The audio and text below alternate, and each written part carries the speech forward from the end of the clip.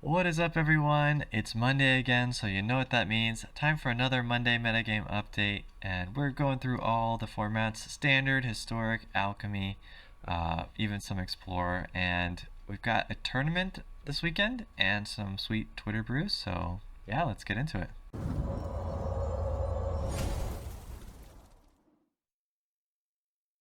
Alrighty, starting us off with standard best of one. Standard format's still somewhat stale. We actually had a banning happen recently, but they decided not to ban anything. So yeah, that was pretty disappointing. As you can see, the best of one format, pretty much aggro, mostly white aggro is destroying the format in best of one. I mean, you can play other things, but the white aggro has been very dominant for a long time. We got Selesnya humans, mono white humans, and Naya humans in the top 3 spots.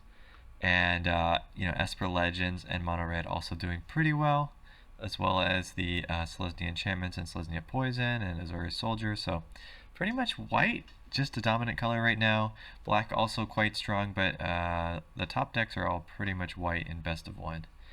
And then if we look at best of 3, we see that black definitely does a lot better in best of 3. We got Dimir mid-range, we got mono black control, we got Esper control. And if we look the last month or so, or not month, but last, since the format started, a few other decks doing well: Toxic, mono white, aggro, mono white humans, Azorius soldiers, stuff like that.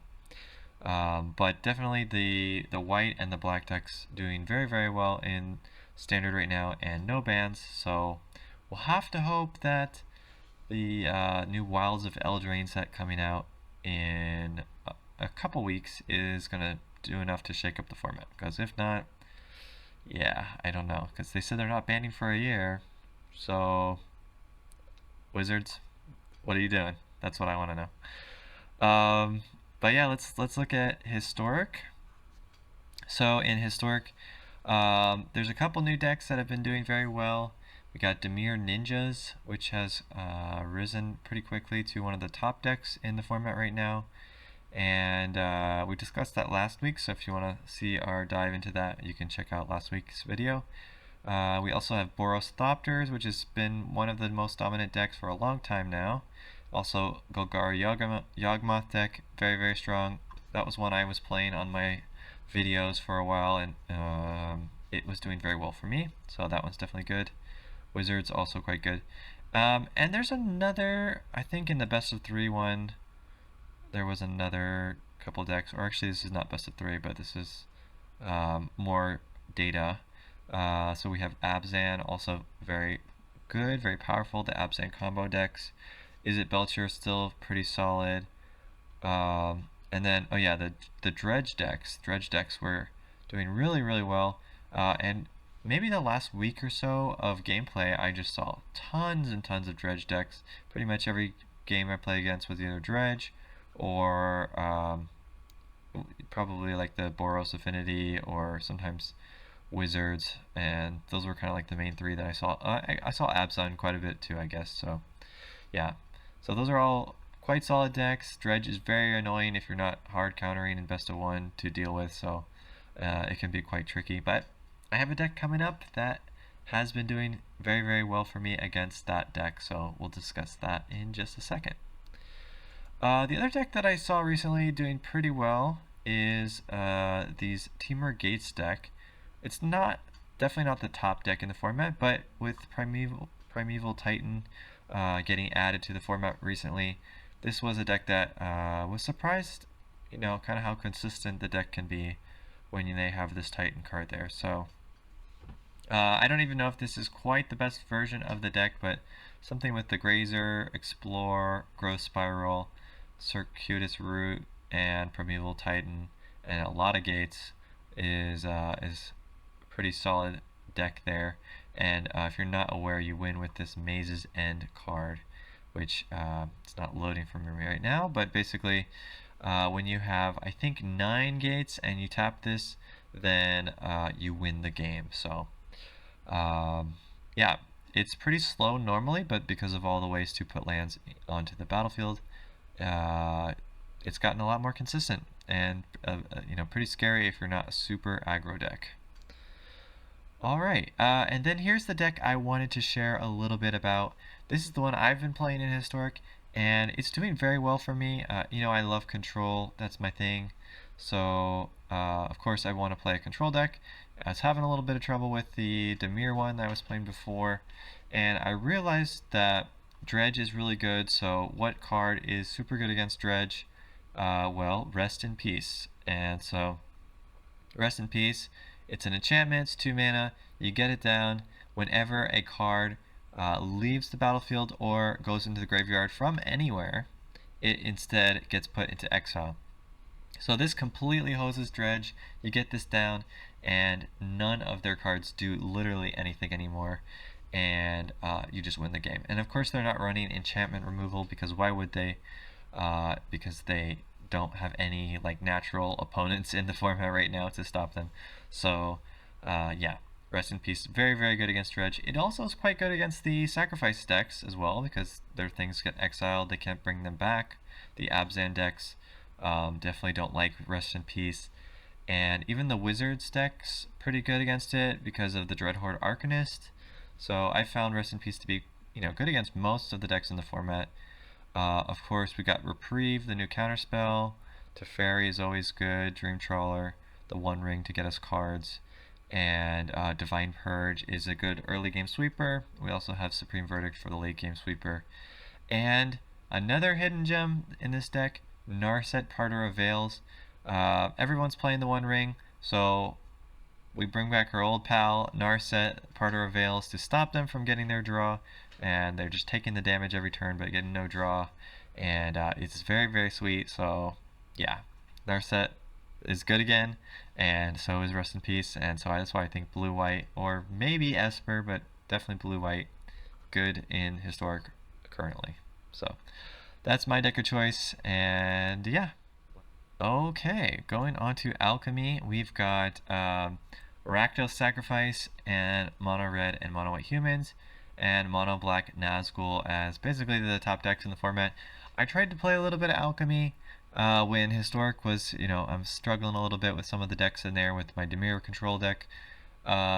Wasn't finding a whole lot of success, but I didn't try a whole lot of the new LTR cards. Maybe like Sauron could be good. I kind of want to try that again sometime, but definitely Rakdos still feels very strong even with the nerfs to Crucius. And of course the Nazgul deck is also very solid as well, and it kind of even beats the Crucius deck. I think that's why it's decent in the format, because you got your Bowmasters here which kill Crucius pretty easily, and kills a lot of the Rakdos deck cards. But Rakdos is just very solid. I mean, Shieldred, One Ring, Bowmaster, Crucius, just every card just strong. They keep printing these really powerful Rakdos cards, and still a pain in the butt. So we're going to get rotation. I think August 15th is the rotation. It might be when the next set drops. The next set drops in September, so it might be in September. I'll have to double check on that one. But after rotation, Alchemy will rotate. So if you're sick of Standard, I know you hate Alchemy, a lot of you, but most of your old cards you can use, and maybe it will be interesting again at that point. We'll see. And then finally I wanted to look a little bit at Explorer. I don't really play Explorer, and it is the least popular format on Arena, though I do think it's gaining in popularity recently. Okay, I shouldn't say least popular. I think Alchemy is actually the least popular, but Explorer, second least popular after Historic. But I know some people like it, and they like Pioneer, and it's getting closer and closer every day to Pioneer. So yeah, it seems like Explorer is still pretty open. Spirits, humans, Mono Red, Azur's Control, Angels, all of them are doing average, nothing really standing out, nothing doing super great. So you're kind of free to play whatever you want. You're probably not going to get to Mythic very quickly because all your decks are going to be about 55% win rate, but if that's good enough for you, then yeah, you can have some fun and explore. Alright, let's look at the tournaments coming up. So we did have or not coming up, that we just have had happen. We had a standard tournament called Pizza Box Challenge is back, and the winner of that was playing Demir mid-range. Surprise, surprise. It's quite good in best of 3 standard right now. So it took down the tournament 6-1. We also got a Mardu control list, which we haven't seen that for a while. Thran Spider, Phyrexian Flesh Gorger. Okay, this is actually a different version of Mardu control. Cityscape Leveler Automaton. So this is like almost like an artifact ramp into the Cityscape Leveler. So that's pretty interesting. Children's Edict, Excavation Explosion. Wow, we haven't seen that one either. So this is a really sweet deck. Definitely an interesting deck that we haven't seen before. Then the rest are pretty normal. Esper Legends, Celestia Enchantments, etc. Okay, well, yeah, maybe check out this deck. It's a new deck in Standard that we don't really see, and they took down a tournament, so pretty solid, at least in best of 3. Yeah, give it a shot. Maybe I'll try it out a little bit as well. Alright, so looking at Twitter, we have this deck from Scott the Murloc. So he's playing a Jund Artifact Sacrifice deck, and this person was going to be playing in the Pizza Box Challenge, but they missed the cutoff apparently, and so this deck is one that they've played before and they top 8'd with, so they wanted to try it again and see how well they could do this time. I know Obnexus was pretty good with Oni Cult in the past, and so it's interesting to see that this Jund version of it, and I think it definitely could be pretty good in Standard as well, so maybe if you're still on the Standard kick, you can give this one a shot. We also had the one earlier that we saw, the Mardu control, so you got 2 decks now for Standard in this late format that you can still try out. And then if we move on, Astral Frame here is playing around with the Sword of Once and Future and having quite a bit of success in Standard as well. Basically, you know, blue and black being kind of the best decks in the best of 3 format right now, so it makes sense that Once and Future is quite good against that. And in the Jund colors, you have quite a bit of 1 and 2 mana removal, and in red, black, and green, so you can use your Sword of Once and Future to cast those again from your graveyard whenever you swing in. So it makes sense, and of course Shieldred, Liliana, Underdog, and all that stuff, still very good even in this deck. Yeah, but it's cool. I really love that people are still trying new things, so that is very sweet. Alright, moving on, we've mostly got Explorer decks right now, because it seems like most of the content creators have gotten sick of Standard, sick of, you know, Alchemy or Historic, and they've moved on to Explorer, at least until the rotation happens. So we got Croakies here, playing some Explorer turns decks with Chandra, Discontinuity, Aileron's Epiphany, and Galvanic Iteration, just to take a bunch of million turns and win with your Chandra. Pretty sweet. Blood Sun, wow, I haven't seen that in a long time, but yeah, Blood Sun Lotus Field combo. Yeah, it looks pretty cool. Honestly, something I would like to play. So I don't love Explorer that much right now, but maybe it's worth trying, because looks like my kind of deck. Alright, moving on, we got Mythic Matt here. Sorry, my internet is a little bit slow, but Mythic Matt here is playing some blue-white control in Explorer as well. Lotus Field, Discontinuity, Strict Proctor, you know, the whole drill there. Basically, this is an Explorer deck. I mean, a historic deck that they took to Explorer format. I mean, I don't even think there's any cards that are not playable in Historic. So, could play this in both formats. I think it's probably decent right now in both formats. But they had a lot of success with this in Explorer. So, yeah, give it a shot. Moving on, we got a couple more. I'll just go ahead and load these real quick. So these are some Explorer decks that John Ramos has been doing well with. Basically, mono black with Fatal Push, Gifted Aetherborn, Sign in Blood, of course Shieldred, and Invoke Despair. Kind of like the standard deck, but now in Explorer. We also got a red-black sack version, also very similar, abusing some of those standard strong cards. The enchantments as well from standard. This is a standard deck. Okay, this is a standard deck, so that makes more sense. And then 5-color domain in standard as well. So these are the 4 that has been doing well for John Ramos here. He just wanted to share some of them since he hasn't been grinding as much recently. But these were the ones that were having success for him. Alright, and then moving on to the last deck we got for right now. Golgari Elves. This person went 9-0 in total with Golgari Elves. And most of this can be played in Historic as well. I know Court of Calling is also Historic legal. I think Shaman of the Pack, I'm actually not positive if that's in Historic, but I think so. Because I think anything on MTG Arena basically is Historic legal, so you could almost certainly play this in Historic, have very similar success, I would say. You'd have to beat out Dredge. That would be your biggest thing that you'd have to win. I think you'd probably beat Wizards. They don't play a ton of removal, but they might have enough to slow you down.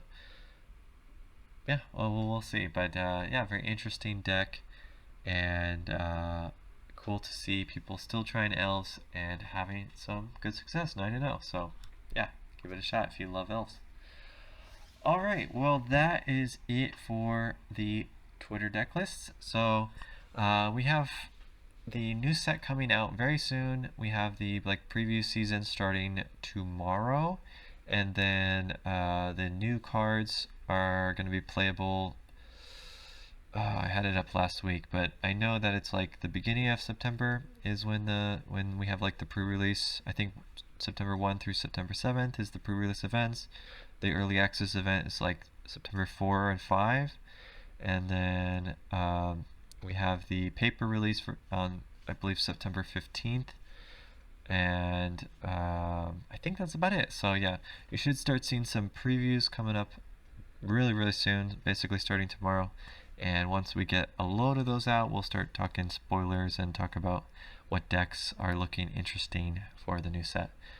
But yeah, I'm a little disappointed that their banning didn't ban anything. Really think some of the white cards were too strong for standard and should have gone, but Wizards doesn't think so, and so we'll have to see. We'll have to see how it goes. But that's gonna be it. So go out there, have some fun, and until next time, see ya.